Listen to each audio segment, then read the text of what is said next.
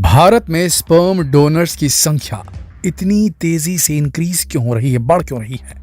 Sperm donation ये शब्द आज भी भारतीय समाज में शर्म का एक प्रतीक बन जाता है।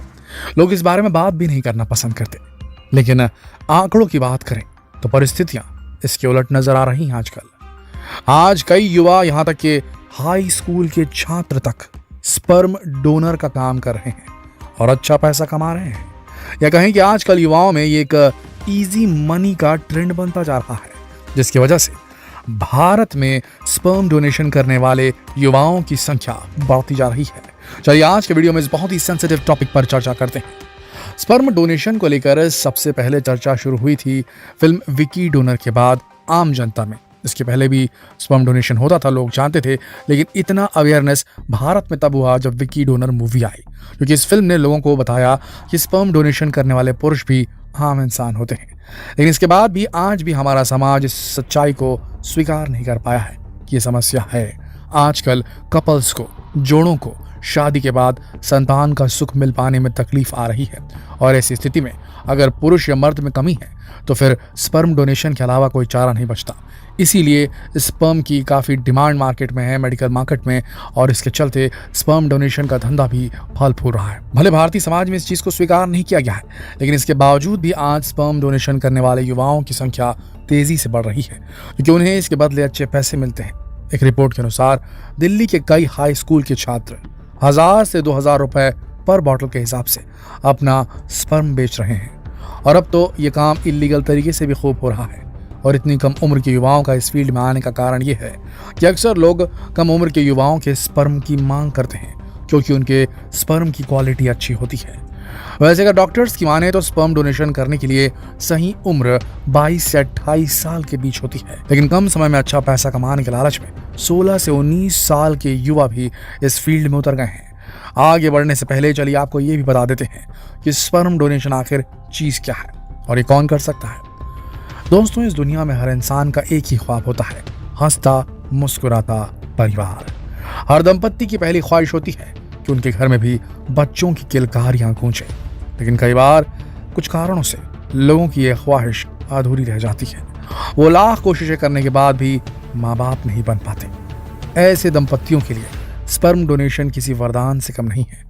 वैसे हमारे समाज में अक्सर बच्चे ना होने का ब्लेम महिलाओं को ही दिया जाता है, लेकिन कई केसेस आज की तारीख में आ रहे हैं, और अब हम तो ये बोलेंगे ज़्यादातर केसेस में पुरुषों में ही कमियां पाई जा रही हैं। उनके खराब लाइफस्टाइल की वजह से, स्मोकिंग, ड्रिंकिंग, स्ट्रेसफुल लाइफ, इसके चलते खराब खाने की हैबिट, इसके चलते पुरुषों में कमियां आ रही हैं शारीरिक, और उनका धातु है वो बल जो है वो कमज़ोर पड़ता जा रहा है। शुक्राणुओं में कमी आ रही है, क्वालिटी ऑफ स्पर्म में कमी आ रही है, मोटिलिटी ऑफ स्पर्म्स, जो जिस स्पीड से वो स्पर्म तैर के आगे बढ़ते हैं वो भी कम हो गई है। इसलिए अगर पुरुष में कमी है तो स्पर्म डोनेशन ज़रूरी हो जाता है। देखिए, जब पुरुष के स्पर्म महिला की ओवरी में जाकर एग के साथ मिलते हैं तभी फर्टिलाइजेशन की प्रोसेस शुरू होती है। लेकिन जब किसी पुरुष में पर्याप्त मात्रा में स्पर्म प्रोड्यूस ही नहीं होते या स्पर्म खराब क्वालिटी के होते हैं तो इसे मेल इनफर्टिलिटी कहा जाता है। और आजकल मेल इनफर्टिलिटी के काफ़ी केसेस आपको फर्टिलिटी क्लिनिक्स पर देखने को मिल जाएंगे। ऐसे केसेस में स्पर्म डोनेशन का सहारा लेकर दंपत्ति अपने माता पिता बनने का सपना पूरा करने लगे हैं। अब आप कहीं ये तो नहीं सोच रहे इस प्रोसेस में डोनर के किसी महिला के साथ फिजिकल रिलेशन बनाने होते हैं? तो नहीं, ऐसा नहीं है। इस काम में डोनर को किसी भी महिला के साथ संबंध नहीं बनाना पड़ता। यहाँ तक कि ज़्यादातर केसेस में उन्हें पता भी नहीं होता कि उनके स्पर्म को किसे बेचा गया है। अब आप ये सोच रहे होंगे कि फिर आखिर ये प्रोसेस कैसे की जाती है, तो इसके लिए आपको किसी फर्टिलिटी क्लिनिक से कांटेक्ट करना पड़ता है, जहां डोनर की पूरी मेडिकल जांच होती है। स्पर्म डोनेशन के लिए आपका स्वस्थ होना ज़रूरी है। आपको HIV, cancer, hepatitis, blood pressure, diabetes, fatty liver, thyroid या ऐसी किसी प्रकार की बीमारी नहीं होनी चाहिए। आपका फैमिली बैकग्राउंड अच्छा होना चाहिए। उसके ऊपर कोई आपराधिक केस नहीं होना चाहिए। स्पर्म डोनेट करने से पहले आपसे आपकी लाइफ के बारे में काफ़ी सवाल पूछे जाते हैं। कई बार कई दंपत्तियां इंग्लिश बोलने वाले डोनर की इच्छा भी जताते हैं। जब आपका पूरा बैकग्राउंड अच्छी तरह से चेक कर लिया जाता है और आप स्पर्म डोनेशन के लिए एलिजिबल हो जाते हो तो डॉक्टर आपको एक बॉटल देते हैं और आपको एक दूसरे रूम में भेज दिया जाता है, जहाँ कई महिलाओं की पिक्चर्स लगी होती हैं या मैगजीन आपको दे दी जाती है, जिससे आप अराउज होकर जो खुद से स्वतः ही अपने स्पर्म को निकालते हैं और उस सीमन को जो है कलेक्ट करके आपको डॉक्टर के पास उसे जमा करना होता है। उसके बाद आपके सीमन को डॉक्टर जो होते हैं वो स्पर्म की क्वालिटी उसमें चेक करते हैं और उसे आगे यूज़ करने के लिए सुरक्षित कर लेते हैं।